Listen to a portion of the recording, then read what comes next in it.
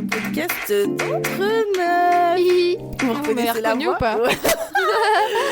Avec Flo, la sista, la grande sista. Aujourd'hui, on est là pour parler sur le fourzitou des anecdotes. Alors, qui a la rêve du fourzitou? Pourquoi j'ai choisi ça? Tu connais, fais pas ci, fais pas ça. Ah, mais c'est trop drôle cette. Et bah, elle fait une tarte où elle met tous les restes des légumes et elle appelle ça un fourzitou. Elle met les restes du frigidaire. C'est ça. Et moi, j'avais envie de mettre les restes, pas du frigidaire, mais les restes de plein d'anecdotes qu'on m'a envoyées. Genre, il y a plein de gens qui m'ont dit, c'est là, genre, j'ai une super anecdote qui, je pense, vaut la peine d'être entendue, mais ça rentre dans aucune des thématiques que tu fais. Et du coup, j'en ai reçu pas mal. Et du coup, je me suis dit, je vais faire un fourzitou des anecdotes. Ouais. J'espère que ça sera meilleur que le fourzitou parce qu'apparemment, c'était pas fameux dans Fais pas ci, Ouais. fais pas ça. Mais là, on a sélectionné des bons ingrédients, n'est-ce pas, Célia? C'est ça. Bon. Alors, première anecdote, c'était en 2015. Ouais, je sais, ça date. Ouais. J'ai 24 ans, je décide de partir en backpacking en Irlande pour faire le tour du pays. Ouh. Je suis toute seule, je pars sur les routes. Budget oblige, je prends que des auberges de jeunesse. À l'époque, que ça coûtait 10 balles la nuit. Putain, trop bien. Au milieu de mon voyage, je rencontre 2 filles françaises hyper sympas dans une auberge de jeunesse. On fait une rando ensemble et on se quitte sans garder contact. Je prends un bus direction le nord de l'Irlande. Je vois une des filles dans le bus par hasard et je lui demande où est sa pote. Elle me dit qu'elle est rentrée en France, qu'elle avait des choses à faire et qu'elle continue le voyage toute seule. Oh. On décide de continuer le voyage à 2, donc trop cool car moi j'étais en backpacking pendant 3 mois, alors ça fait du bien un peu de compagnie. Au début de mon voyage, j'avais tout planifié. C'était une mauvaise idée car je me suis retrouvée parfois errer dans des endroits qui valaient pas forcément le coup de rester si longtemps. Avec cette fille, on décide de planifier du jour au lendemain, on s'est retrouvés dans des situations assez drôles. Bref, je vais pas tout vous raconter dans les détails, mais c'était pour mettre un peu de contexte. On décide de prendre une auberge de jeunesse à Belfast en last minute. On se trouve dans une chambre avec 4 lits superposés. Une auberge avec des chambres mixtes. On est toutes les deux plus un mec qui est déjà dans son lit. Il était tellement discret qu'on n'a même pas vu son visage de la soirée. Moi j'ai tellement de trucs à raconter sur les auberges de jeunesse. Putain, mais moi j'en ai fait une, mais c'était Non mais moi j'ai fait que Mais des c'est auberges de jeunesse horribles. Ah, des dortoirs C'est là. des dortoirs Non, insalubres. Ah ouais. Ah là là. Putain. Non, Tu te sens pas en sécurité. Non, genre. moi c'était mixte de mémoire. C'était juste les douches qui étaient pas mixtes, heureusement d'ailleurs. Oui, mais Mais la chambre était mixte en Ouais, fait. moi aussi, et ouais. c'est vrai que j'avais méga peur de m'endormir comme Non, s'il y tu avait dors des pas. psychopathes à côté parce qu'en fait j'avais mon passeport en dessous de mon oreiller. Les hommes, attention. Mais même les oui. meufs, j'étais en mode il y a des voleurs partout. Non les meufs, moi je sais pas, c'est vrai que je suis de ce côté-là, les meufs, je sais pas, pour moi ça viendra moins d'une meuf qu'un mec, je sais pas. Ouais. Il ne bougeait pas de son lit. La chambre donnait sur une petite cour de 2 mètres carrés qui donnait sur tous les étages, si on peut appeler ça une cour, avec une fenêtre à l'anglaise qui s'ouvre du bas vers le haut, très difficile à ouvrir. Alors, oui, comme à l'américaine. Comme à New York, et en fait j'ai appris qu'à New York ça s'appelait des guillotines.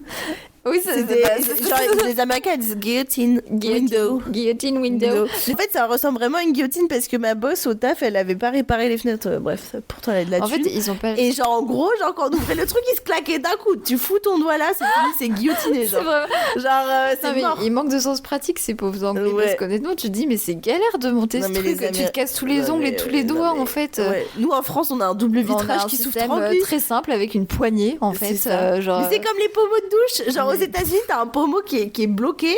Et tu peux pas, comme en France, Oui, non, mais débloquer. Non, c'est- non, c'est des trucs de tu te merde. laves les cheveux forcément. Genre. Oui mais oui le fait qu'ils aient pas de volet non plus, genre ils aiment bien se lever à 4h du Y a mat. pas de volet. T'as pas Y a de rien volet. qui va. Ils te mettent un petit voilage tout blanc et puis en fait ils se mettent des trucs sur les yeux là, tu sais, mais c'est pas ça. du tout agréable. Et le air conditioning, c'est un espèce de tuyau qui va dehors.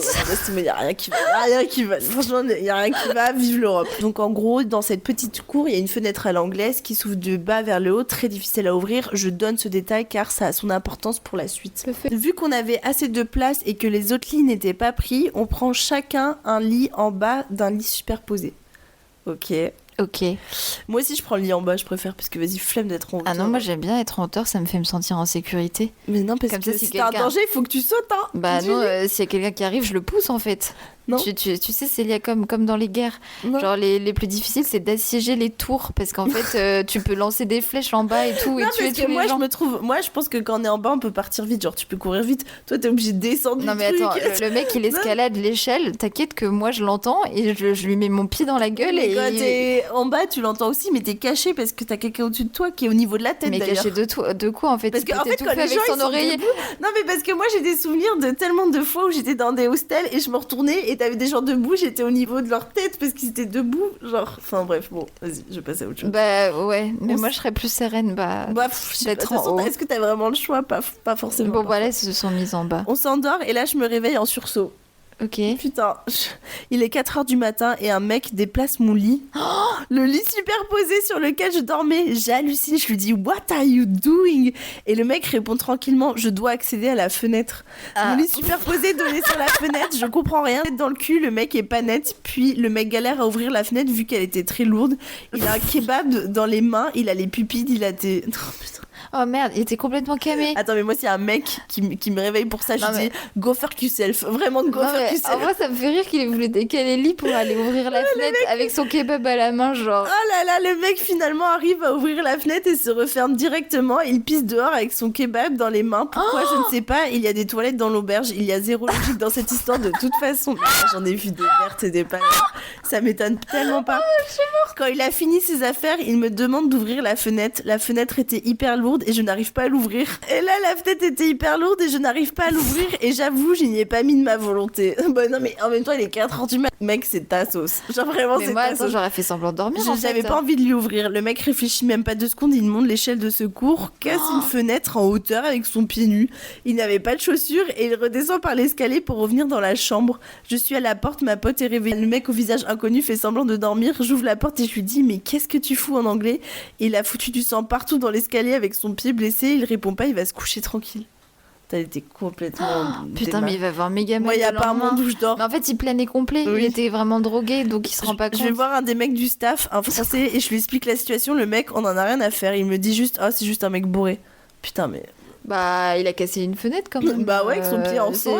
On est juste en train de parler de votre auberge de jeunesse en fait. Ouais, non mais on s'en fout, il est juste bourré. Putain, mais le mec il prend zéro gravité de son truc. Putain, mais ça me tue. Ah, je peux grave relate. J'ai un pote, je t'avais raconté cette histoire là. Vas-y. J'avais un pote qui m'avait dit qu'il avait ramené un de ses potes à lui pour dormir.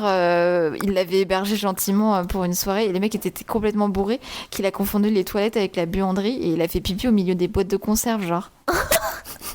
C'est vrai, tu l'avais raconté. Et genre le lendemain matin, du coup, mon pote il s'est réveillé, genre il a vu la fleque de pipi, genre mais moi j'aurais cassé au milieu de la buanderie, genre il a rien osé dire parce qu'il est grave gentil, il a laissé partir l'autre, mais genre moi j'aurais été en mode tu nettoies, tu vas chercher du PQ et tu nettoies. Moi ça dépend de mon niveau de degré de proche, ça aurait été ma meilleure pote, j'aurais dit meuf t'as pissé dans la buanderie, va prendre ta serpillière. Et si c'est une pote que je connais vite fait, je pense que j'aurais rien dit, j'aurais attendu, mais ça m'aurait deck de gérer son pipi. Genre, je pense que j'aurais mis plein de serviettes hygiéniques qui auraient absorbé le truc pour pas toucher, genre.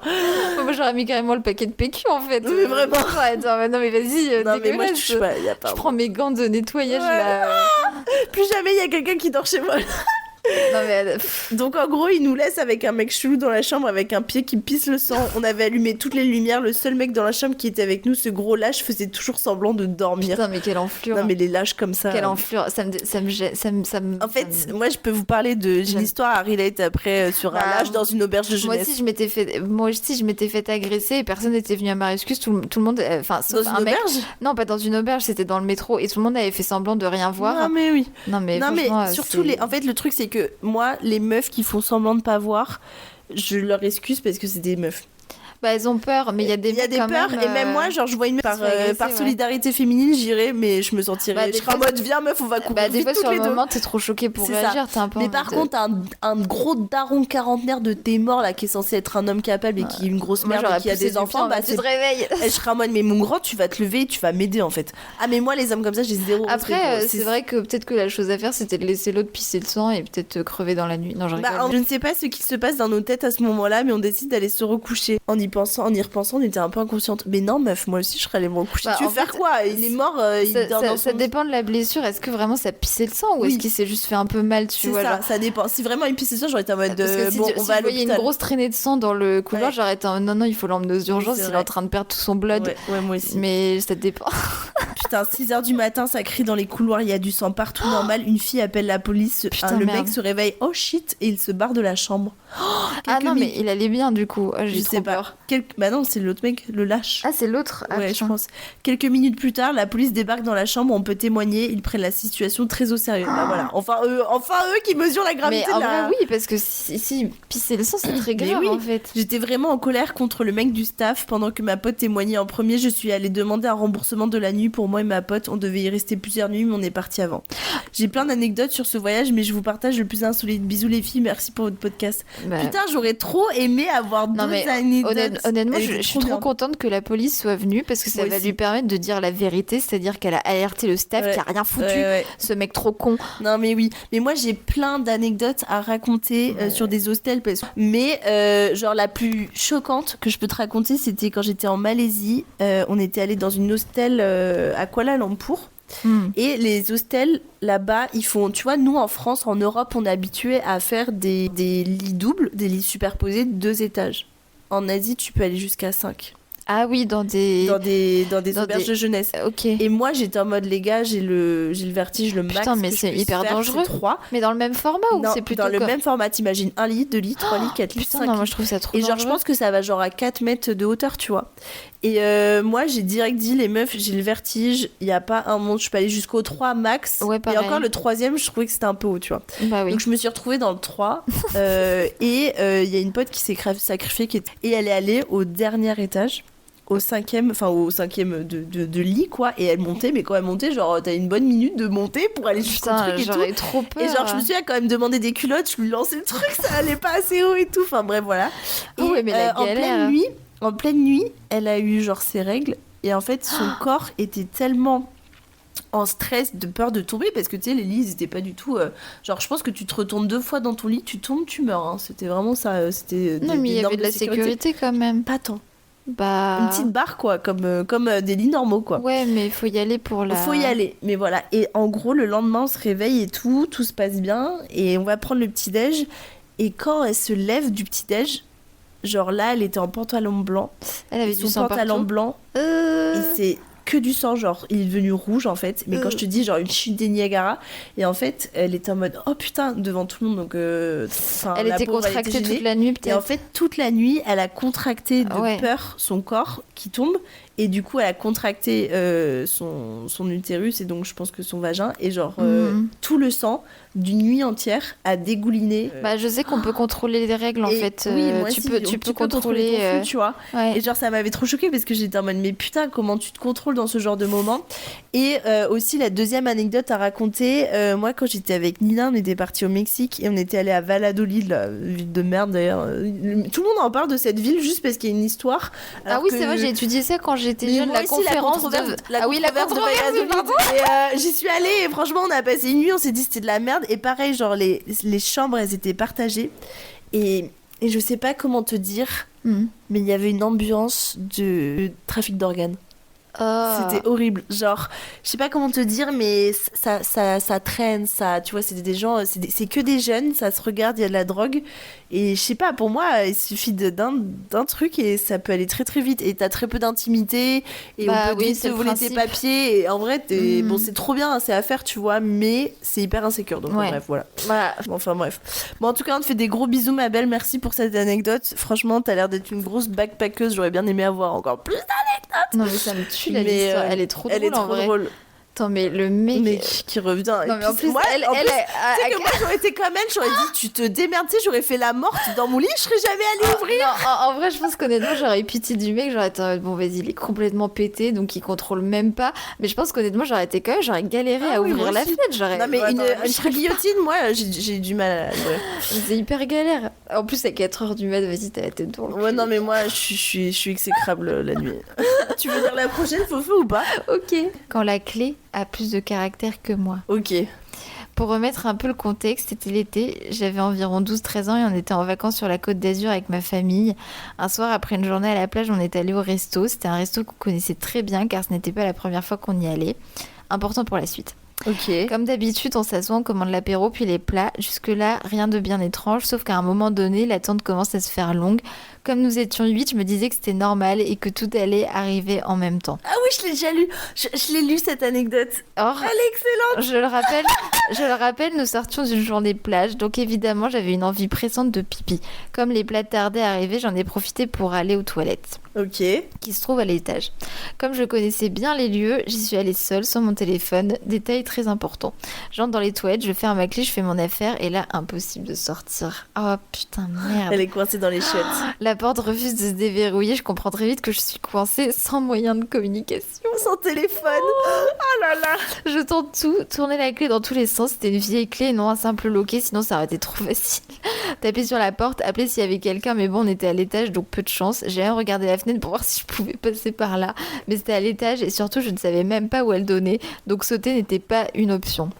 Bref, je comprends que la seule solution c'est de réussir à déverrouiller cette fichue porte. Ok. Les minutes passent, je commence à paniquer et à avoir les larmes aux yeux. Oh. Moi je fais une crise d'angoisse, je pense, parce que je suis un peu claustro. Mais après, bon, elle dit... Moi je t'avale. Je me dis que quelqu'un de ma famille finira bien par remarquer mon absence. En vrai, oui, quand tu dis que tu pars aux toilettes, au bout de 10 minutes, tu te dis, attends, il y a un problème. Moi, en vrai, au bout de 20 minutes, je me serais dit, bon, je vais quand même aller checker. Quand même. 20 minutes, clairement. Ça dépend de la commission, quoi, mais...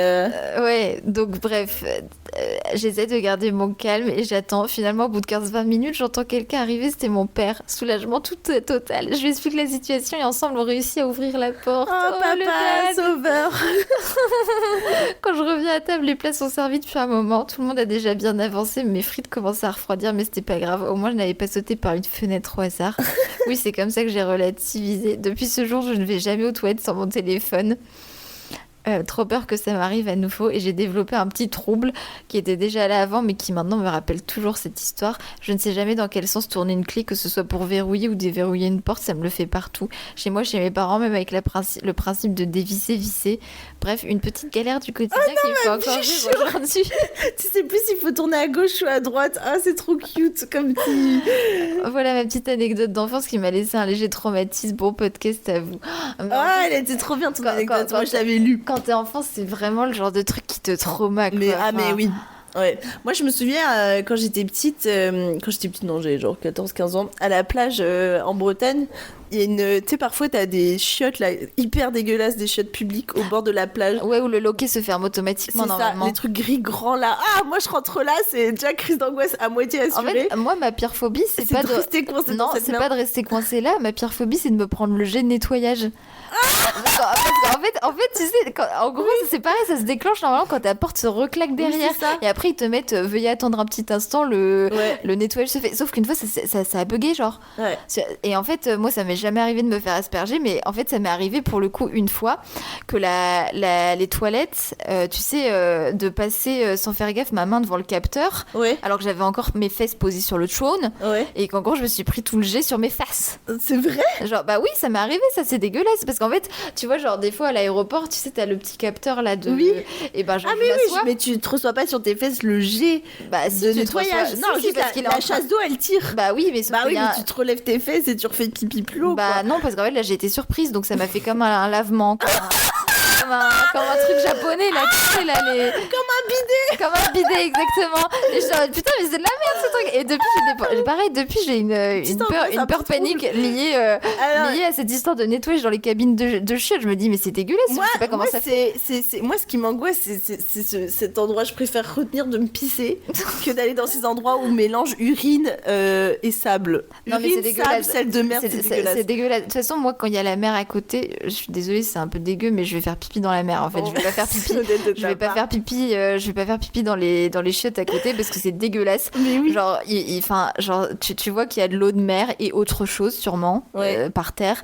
T'as du sable, toi t'es avec tes tongs, ça t'éclabousse partout les genoux. Ah oui. C'est dégueulasse en fait. Genre je me dis mais je me souviens que quand j'étais en Bretagne, on était sur la plage et on avait entendu quelqu'un qui tapait, qui hurlait, pas sur de l'acier. Et là il y a un monsieur qui l'a ouvert de l'extérieur qui a dit mademoiselle, et on a vu une petite elle était en larmes, elle hurlait. Et là j'ai une petite mamie qui a dit ah mais ces nouvelles inventions. t'es en mode, mais oui, c'est quoi cette invention de merde? Ça fait trop peur. Surtout que en fait, ça fend le cœur quand t'entends un enfant qui crie mais il crie pour sa vie.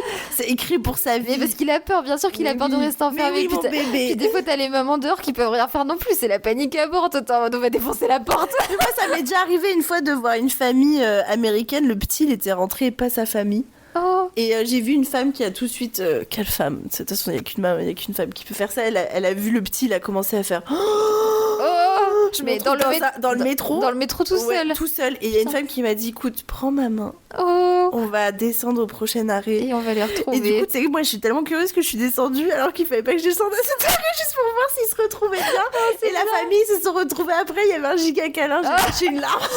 Je suis ce genre de meuf. J'ai trop autre chose à foutre de ma vie. C'est trop mignon. Et genre, j'ai trouvé ça trop cute. Mais bon, bref, tout ça pour dire que moi, je suis hyper claustro. C'est pareil, j'ai toujours peur que les ascenseurs ils lâchent. Je sais pas. Non, mais moi, ça m'arrive. Et d'ailleurs, ça m'arrive. Et quand je vois des loquets douteux, parce que ça arrive de voir des loquets. Moi, je rentre, mais alors soit s'il y en a d'autres, je vais à d'autres. Moi, je vais à d'autres. Mais s'il y en a vraiment pas d'autres, et ben ça m'arrive en fait de faire une sorte de grand écart où je bloque la porte avec mon yep. Et genre, le seul moment où j'enlève mon yep, c'est vraiment de m'essuyer les fesses. Mais là, j'y vais genre hyper vite. Comme ça, je me dis, vas-y, y a pas le temps. Et du coup, je bloque la porte le temps que je fasse mon pipi. Ensuite, je m'essuie. Et ensuite, je tire la chaise et c'est bon, quoi. Mais genre, c'est une acrobatie. Oui, c'est une acrobatie. Non, mais c'est tout un... Moi, tu sais qu'en plus, j'avais fait une école de commerce et à la fin, je devais faire un projet entrepreneurial et j'avais décidé dans mon projet entrepreneurial de créer des espèces de boîtes à toilettes où tu payes 1 euro, mais c'est des toilettes sécures et propres. Donc en fait, des grosses espèces de boîtes qui s'appellent toilet.com, tu vois, un truc comme ça, et que ce soit passé dans plein d'endroits touristiques à l'échelle du monde. C'est une bonne idée. Et que tu payes 1 euro, et je crois que je vais le faire. Ils le font pas mal, hein, genre à Châtelet ou dans les toilettes payantes qui sont vraiment qualitatifs avec des loquets neufs et de la propreté. Il faut payer 1 euro, bon, faut avoir de la monnaie, mais c'est vrai que ça dépanne bien quand même. Ouais. Mais de toute façon, c'est dégueulasse, les trucs là, les boîtes noires grises que t'as dans Paris là. Dehors, il fait froid, t'as plein de trucs par terre. Non, mais attends, moi, il y a un truc que j'aimerais qu'on parle, je trouve qu'on n'en parle pas, donc on en parle aujourd'hui. Les putains de pissotoires pour mecs là. C'est dégueulasse ça. Mais attends, mais tu sais que l'autre jour, je marche dans la rue, t'as les toilettes de Paris, et là, les pissotoires, tu vois le mec pisser, il regarde sa teub en train de pisser, et toi, tu le vois dehors en train de regarder sa teub pisser. Ouais, bien sûr. Non, mais c'est vrai. Mais wesh, à quelle heure on autorise cette merde? À quelle heure on autorise des hommes? Pourquoi ils ont pas des toilettes fermées comme tout le monde? Genre, non, ils sortent leurs œufs et hop, ils pissent et puis ils se regardent parce qu'après, le problème, c'est qu'ils savent pas viser dans les chiottes normales. Ils en mettent partout. Donc, en fait, on est obligé de leur donner ces trucs dégueulasses. Mais c'est vrai que moi, en fait, souvent, c'est vrai qu'en plus, ces toilettes-là, ces urinoirs, c'est des urinoirs. Des urinoirs. Et en fait, c'est vrai que souvent, c'est un peu, comment dire, quand tu les vois, en fait, tu vois que les hommes se tiennent debout. Et après, ce qui est caché, c'est la partie intime. Oui. Mais c'est vrai que tu vois quand même qu'ils se tiennent debout. Mais moi, ça me gêne dans les toilettes. Parfois, je rentre et t'as des urinoirs. Je suis en mode, mais monsieur, j'ai pas envie. C'est vrai que ça m'est arrivé, ça aussi. Moi, je rentrais dans un toilette. Il fallait passer devant les urinoirs pour accéder aux toilettes des femmes. Et j'ai trouvé ça très étrange. Je me suis dit, mais c'est quoi? C'est n'importe quoi. C'est n'importe quoi. C'est dégueulasse. Arrêtons de parler de ça, mais c'est un sujet de société pour moi qui a besoin d'être étudié. Non, mais de toute façon, en France, on a un problème, on est super crade. Enfin, moi, je dis on parce que je veux pas viser des personnes, mais moi, personnellement, je suis très propre. Mais je sais pas, il y a des gros porcs. Moi, je vais pas dire c'est on, mais je pense aux hommes français. Bon. Il y a des hommes, mais il y a des meufs qui sont crasseuses. Moi, je le sais parce qu'en entreprise, j'ai vu des choses graves dans les chiottes des femmes. J'ai vu des traces de sang, des serviettes hygiéniques laissées un peu à l'abandon à côté des toilettes, alors qu'ils mettent des poubelles dédiées à ça, à cet effet. Ça me choque. Et en fait, je me dis, il y a des crasseuses aussi. Franchement, il y a des crasseuses. Il y a des gens, bref, voilà. Alors, coucou à nouveau. Bon, je me répète, mais bon, trop forte vraiment. C'est un plaisir vous écouter raconter des dingueries et binger les histoires qu'on vit aussi chez les hommes. Et donc, j'ai 2 anecdotes. Je viens de finir les Pires Dates 2 et ça m'a rappelé une histoire similaire, mais avec un twist bien différent.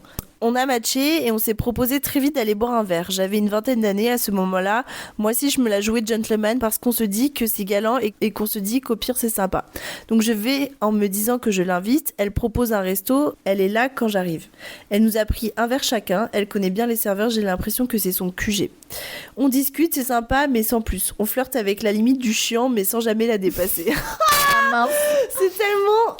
C'est tellement résumant des dates chiants. On passe pas un mauvais moment, mais c'est comme voir un camarade de classe perdu depuis longtemps. On se raconte nos vies, mais c'est platonique. Et moi, tout jeune apprenti du monde de l'amour que je suis, fraîchement célibataire après un amour de jeunesse de plusieurs années, je me dis que ça se passe bien. Et pendant que je me perds dans mes pensées à la fin du repas, qu'on se lève pour partir, il n'y a personne en caisse. C'est animé, les serveurs sont pris. Alors elle passe derrière la caisse. Je suis un peu surpris, mais elle est à l'aise. Elle fait ça vite, elle m'encaisse et dit bonne soirée. Ah putain, elle était servie. Vous avez bien lu, elle m'encaisse et me dit bye. J'ai pas su quoi faire, je suis partie. Une fois dans la rue, je me suis demandé ce qui venait de se passer, j'ai rien compris et j'ai rien osé demander. En fait, elle était barmaid. Et en fait, ses clients, c'est des gens qu'elle invite en date. Putain, en fait, Putain, elle ramène ça pour le resto, Bah, genre pense... pour faire le chiffre du resto. Genre. J'ai rien compris, j'ai rien osé demander, c'était tellement naturel que j'avais l'impression d'avoir raté un morceau. Plot twist, apporté par Combini, ça s'appelle du food dinging. Wesh! Mais en fait, c'est dégueulasse qu'elle ait Dinging. utilisé. Des restaurateurs plus fourbes que la moyenne se déguisent en profil Tinder, t'invitent, te disent de prendre une bière et ne viennent jamais et hop, une bière encaissée. Mais moi, elle s'est pointée. Je suppose que c'était soit une serveuse, soit la fille des gérants.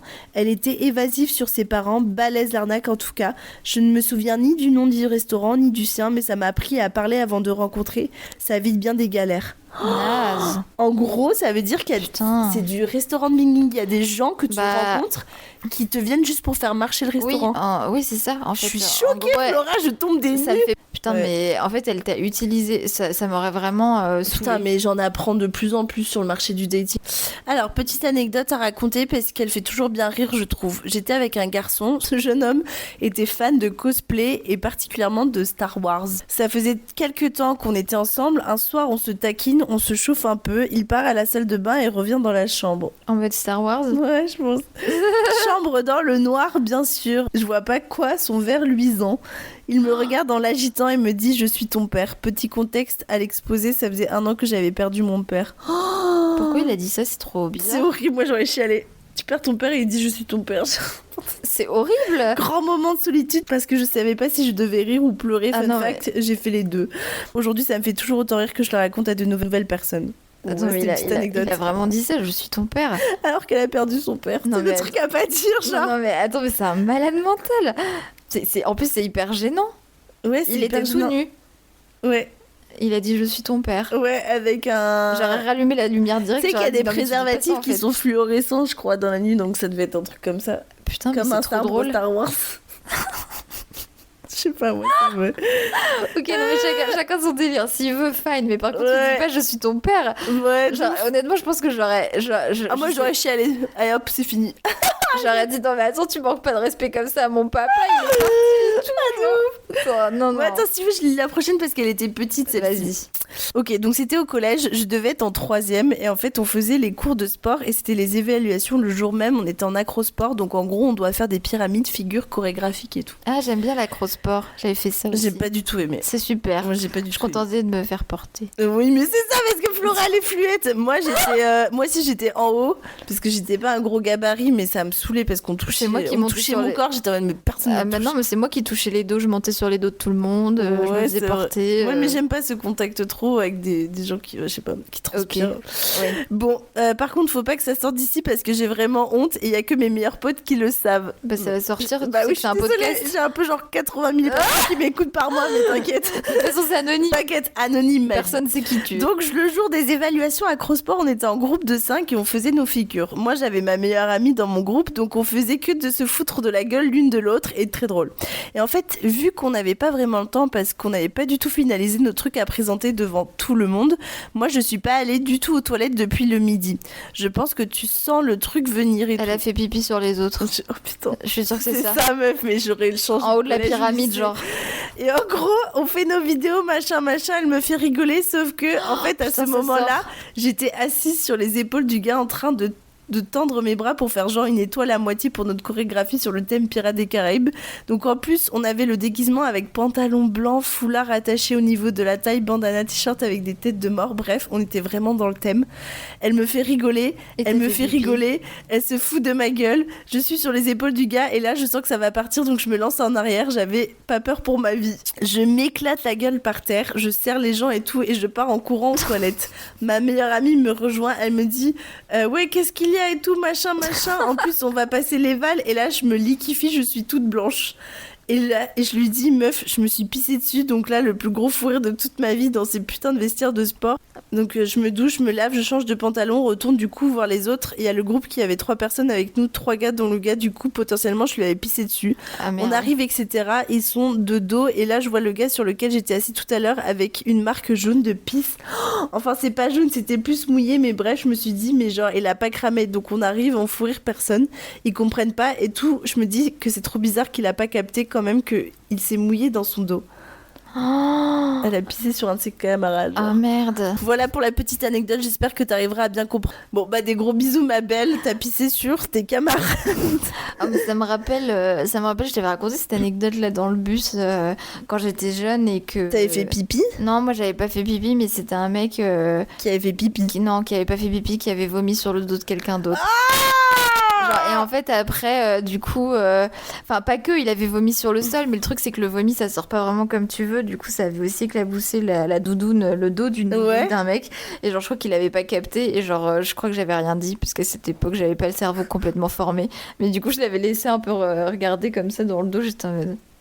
Oh my god. J'ai rien dit, tu vois. Moi, Oh my god, c'est dégueulasse. moi j'ai une histoire à raconter, c'est horrible, parce que j'étais en télétravail à un moment.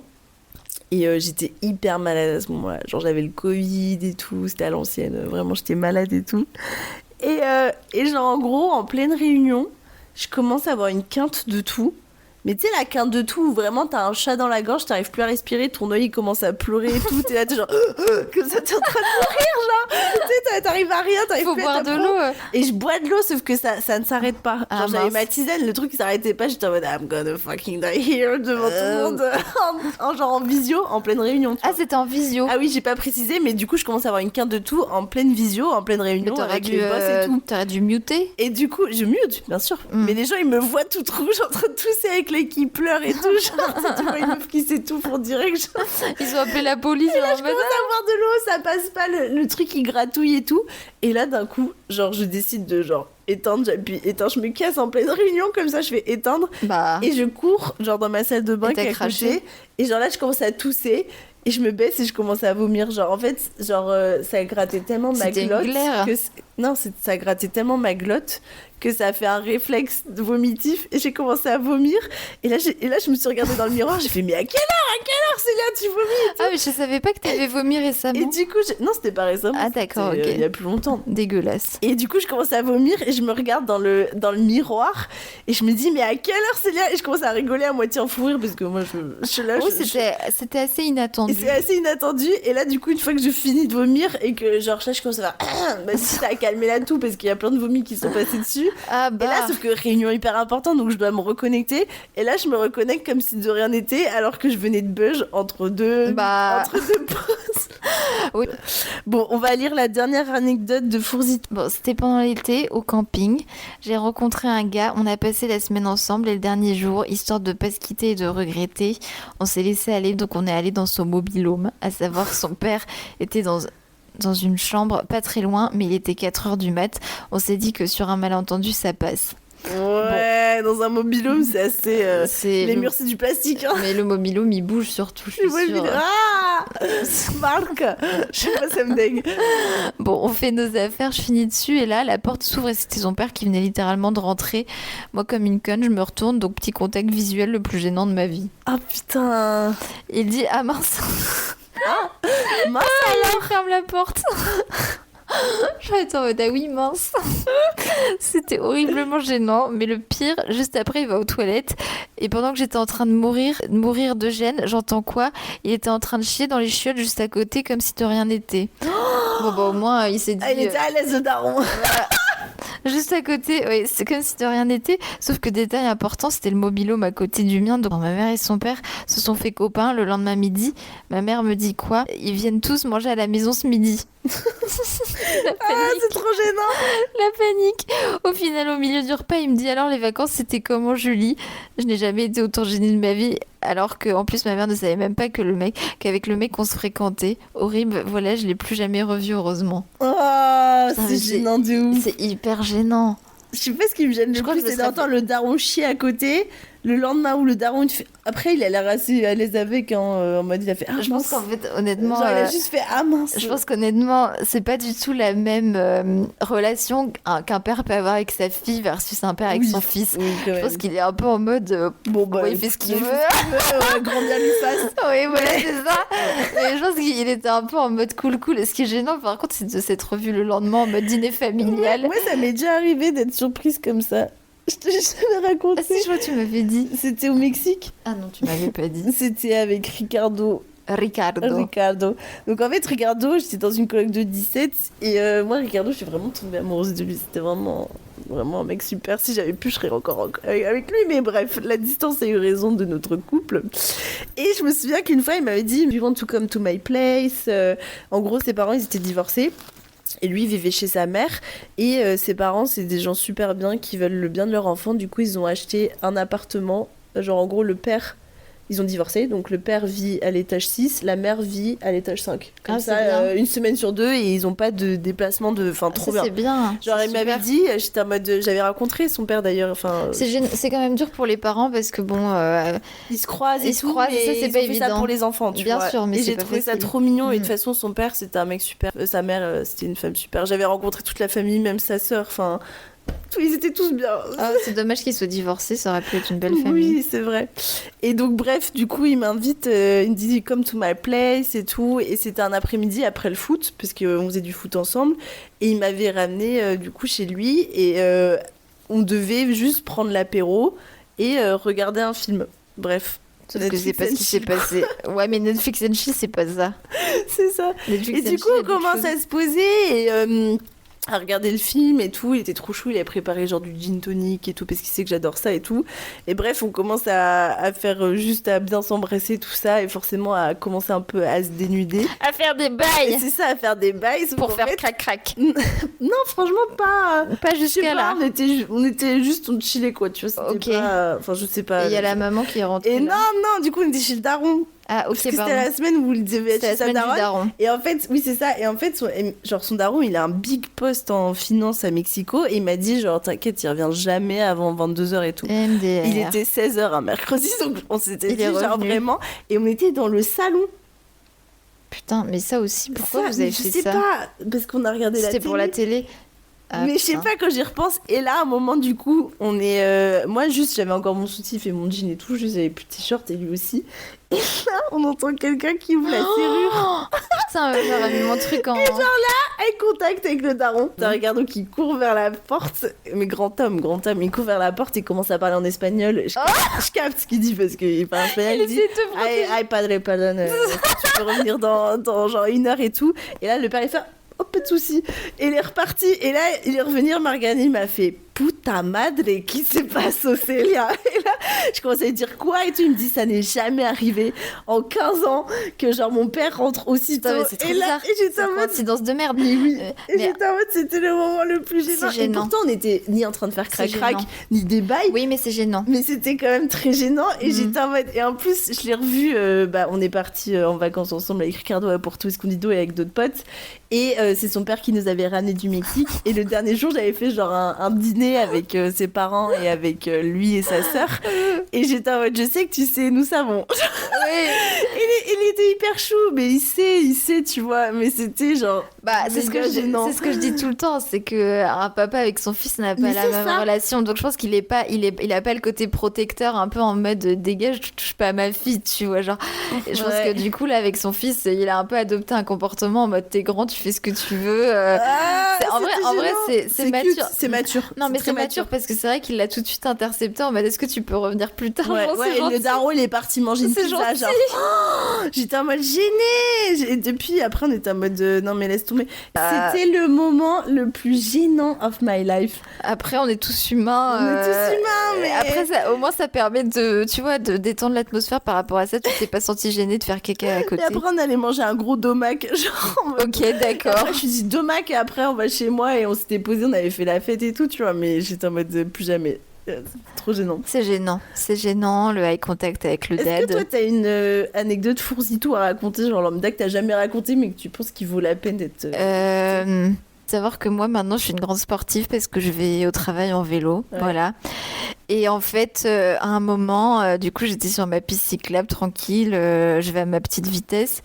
Et puis, je double un mec. Et donc, je double un mec qui était à fond, tu sais, il était avec son casque, son short qui était collé moule bite. Là, j'aime pas les... Je déteste les cyclistes. Genre, tu voyais ses chevilles et ses mollets poilus et tout. J'étais en mode, mais le mec, il est vraiment à donf, quoi. Donc, je le double. Ouais. Et puis, un moment, en fait, au moment où je le double, et ben, en fait, il fait un...